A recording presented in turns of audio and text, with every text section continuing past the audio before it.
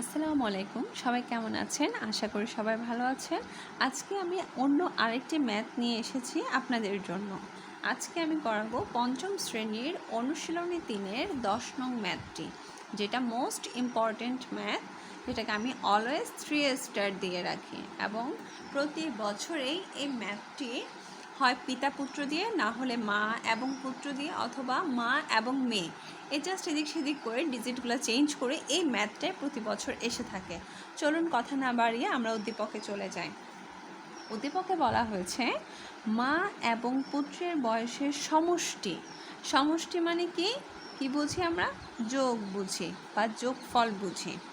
60 বছর। মায়ের বয়স পুত্রের বয়সের 3 গুণ, অর্থাৎ পুত্রের বয়স যত তার 3 গুণ বেশি হচ্ছে মায়ের বয়স।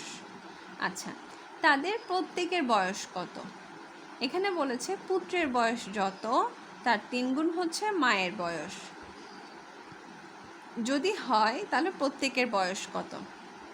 আচ্ছা, পুত্রের বয়সের 3 গুণ যদি মায়ের বয়স হয়, তাহলে মায়ের বয়সের 1 গুণ হবে পুত্রের বয়স। ঠিক আছে, তাহলে আমরা কথাটা কিভাবে লিখব? প্রথমে আগে মায়ের বয়স লিখি। মায়ের বয়স একটু দূরে করে লিখব, সমান পুত্রের বয়সে কয় গুণ? 3 গুণ। ঠিক আছে, তারপর পুত্রের বয়স সমান, আচ্ছা, মায়ের বয়স সমান পুত্রের বয়সের 3 গুণ। তাহলে পুত্রের বয়স যদি মায়ের বয়স যদি পুত্রের বয়সের 3 গুণ হয়, তাহলে পুত্রের বয়সের কয় গুণ হবে? 1 গুণ। কারণ পুত্রের বয়সকে 3 গুণ করলে হবে মায়ের বয়স, আর 1 গুণ করলে হবে পিতার বয়স। তাহলে সুতরাং মা এবং পুত্রের বয়স একসাথে করলে, একসাথে করা বলতে এখানে কি বুঝিয়েছে? সমষ্টি। পুত্রের বয়সের সমষ্টি সমান সমান, এই সমানের এ পাশে এই লাইনটি আমার যেতে পারবে না, তাই আমরা একটু স্পেস রেখেই সেকেন্ড প্যারাটা লিখব। ঠিক আছে, মা এবং পুত্রের বয়সের সমষ্টি। তাহলে পুত্রের বয়স যত তত কত গুণ হবে? পুত্রের বয়স যদি 1 গুণ হয়, মায়ের বয়স 3 গুণ হয়, তাহলে একসাথে যোগ করলে কয় গুণ হবে? 4 গুণ। কার বয়সে 4 গুণ? পুত্রের বয়সে 4 গুণ। সমষ্টি সমান পুত্রের বয়সে 4 গুণ। অর্থাৎ এখানে 4 গুণ কেন লিখলাম? আমাদেরকে বলা হয়েছে, আমরা এখানে লিখেছি মা এবং পুত্র দুজন মিলে সমষ্টি হবে পুত্রের বয়সের 4 গুণ। কারণ পুত্রের বয়স হচ্ছে 1 গুণ, তার 4 গুণ হচ্ছে দুজনের বয়স একসাথে, আর 3 গুণ হচ্ছে মায়ের বয়স, 1 গুণ হচ্ছে পুত্রের বয়স, আর টোটাল মিলা হয় 4 গুণ। এই 4 গুণের মধ্যে 1 গুণ হচ্ছে পুত্রের বয়স, আর বাকি 3 গুণ হচ্ছে মায়ের বয়স। আচ্ছা, তাহলে মা এবং পুত্রের বয়সের সমষ্টি একটা আমরা বের করলাম 4 গুণ, আর আমাদের উদ্দীপকে দেওয়া আছে কত বছর? 60 বছর। অর্থাৎ এই 60কে 4 ভাগ করলে, কয় ভাগ করলে? 4 ভাগ করলে 1 ভাগ হবে পুত্রের বয়স, আর বাকি 3 ভাগ হবে মায়ের বয়স। ঠিক আছে, তাহলে এই 60কে আমরা কয় ভাগ করব? 4 ভাগ করব। 4 ভাগ করে 1 ভাগ হবে পুত্রের, আর বাকি 3 ভাগ হবে মায়ের। তাহলে দেখো,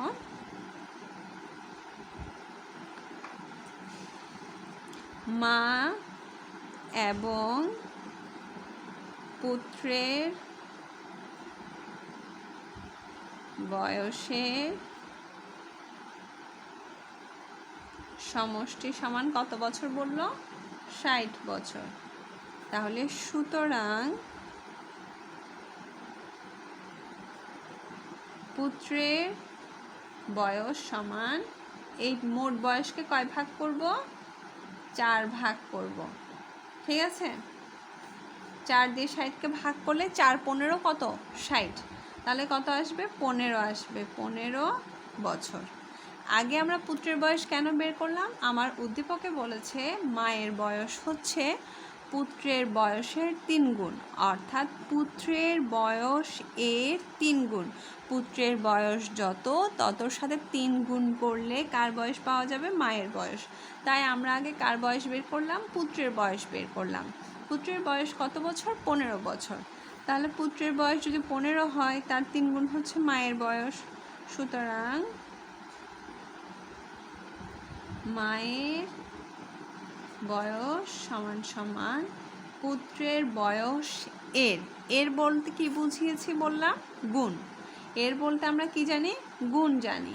তাহলে পুত্রের বয়স এর 3 গুণ, এত বছর। ঠিক আছে, তাহলে 3 15 কত? 45 বছর। ক্লিয়ার? একদম ইজি। তাহলে মোট বয়সকে আমরা কয় ভাগ করলাম? 4 ভাগ করলাম। 4 ভাগ করে 1 ভাগ পেলাম, ওই 1 ভাগ হচ্ছে আমার পুত্রের বয়স। আমরা প্রথম ইয়াতেই বলেছি যে 1 গুণ হচ্ছে পুত্রের বয়স, বাকি 3 গুণ হচ্ছে মায়ের বয়স। তাই আমরা মোট বয়সকে, সমষ্টিকে, বয়সকে আমরা 4 ভাগ করলাম, করে 1 ভাগ আমরা কার দিলাম? পুত্রের বয়স দিলাম, আর বাকি রইল 3 ভাগ। ওই 3 ভাগ আমরা কার বয়স বের করলাম? মায়ের বয়স বের করলাম। তাহলে সুতরাং মা এবং পুত্রের বয়স 45 বছর এবং 15 বছর। উত্তর 45, 15 বছর।